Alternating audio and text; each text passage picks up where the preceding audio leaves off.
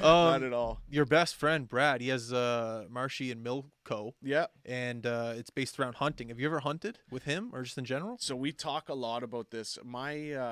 His grandfather was a hunter. His dad's a hunter. His family's a hunter. Yeah. And from the time I met Brad, and it probably started with Brad that I started showing interest in it.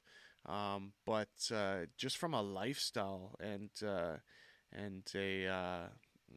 the more I pay attention to what I eat and my diet, it's been something that's interested me. So we keep in touch with it a lot, and he's next level with it. So when I came back and had to quarantine, I actually did my 2 week quarantine at his hunting camp. He has a hunting camp. Yeah, so he has a hunting camp here in Nova Scotia. I think he has a few It's like a tree house. scattered around the. It's they call it a hunting camp. It's a nice place to stay. All right. Yeah. You can you like sleep there? Oh, 100%. Oh man. Yeah, yeah. It's Awesome. no, it's a house. Like you call it a camp. Okay, It's so a it's like house. okay, I gotcha. It's a house just in the woods, tons of land. So it was a beautiful spot, and we talked a lot. But when I was in Texas, I always had pellet guns. Yeah.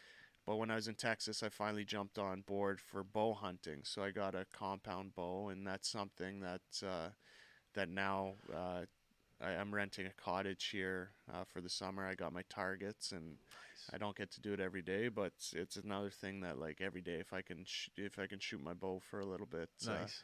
I love it. But with being a hockey player, we miss hunting season every year, so we leave like for Germany. I have to leave start of August to go back to Germany.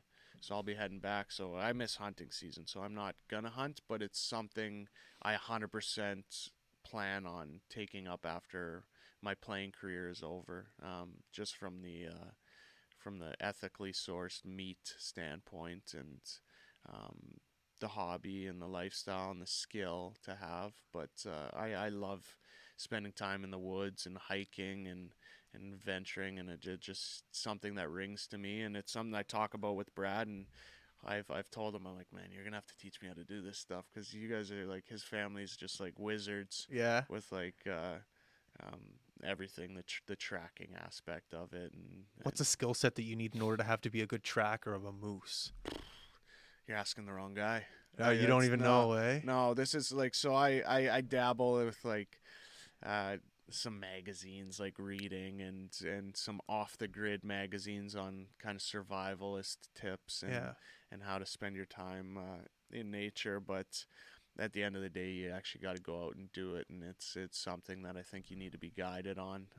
So I look forward to it. It's something I show a lot of interest in, and his family, Brad and Jeff, both are really really skilled, and I Yeah. think they don't brag or boast too much about it, but it is something that I have a lot of interest in. My brother and my dad are not. I don't want to say big into it, but they've done it a couple years in a row now, and I haven't gone out with them yet. But it's something I definitely want to get into as well. It's something I just want to be able to say I've done it. I just want to kill an animal, Yeah, and I want to see how I feel. yeah, And then from there, I'll make the decision whether or not I want to continue to do it or not. But I do understand it. I kind of feel like a hypocrite, if I eat a steak or a chicken and it's killed for me, I want to do it myself, see how I feel, eat the meat that I've captured, and we'll go from there. That's my plan for yeah, this summer at least. yeah. And I think it just all ties into the like the life I see for myself after I'm done playing hockey is kind of like a um, I don't want to not simple, but kind of um, being able to sustain yourself, and maybe like a little bit of gardening, your own hunting, and just more of a natural, minimalistic kind of style of life. And I just feel a lot of enjoyment when I'm in those kind of elements, and it's not something I'm diving into daily, but I do love that connection with nature and I guess the Oh, yeah. natural flow of things. 100%. Yeah. We got a family cottage out in Bridgewater, and we'll go out there for 2, 3 nights in a row, and you feel so at calm. And you come back to the city, and you pull off an exit and go to like Bears Lake, and you almost feel that anxiety without even being doing anything. You're just in the city, moving around Oh, cars, but you notice when you're in Bridgewater by the lake, you don't hear a horn, you don't hear anything. yeah. It's a very very mindful and peaceful thing that I enjoy, and I definitely the same as well. Want to be able to get into that into my older Yeah. days. It's a nice thing. It's awesome. Yeah, you think about when you were a kid and you used to just get lost in the woods or like a snowstorm, Oh, you just go get and it's so true what you're saying and it's funny. Not funny, but it's cool to sit back and observe people because everyone says the same thing. Like everyone's like, "Oh, I love when I get out in nature and go for a hike and I feel so good and I yeah. do this and I do that."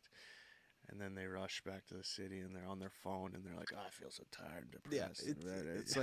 It's like you know what the problem is. yeah, Like exactly. it's you sit back and I have problems in my life, like so many problems, and I there's problems I can't solve or work through, but sometimes you see people who have a problem and you're like you know how to solve it. You can't break through, Yeah, but that's one thing that I see with being outside a city and off in nature. It's something I like to incorporate as much as I can yeah, because of that feeling of calm and peace that it gives you.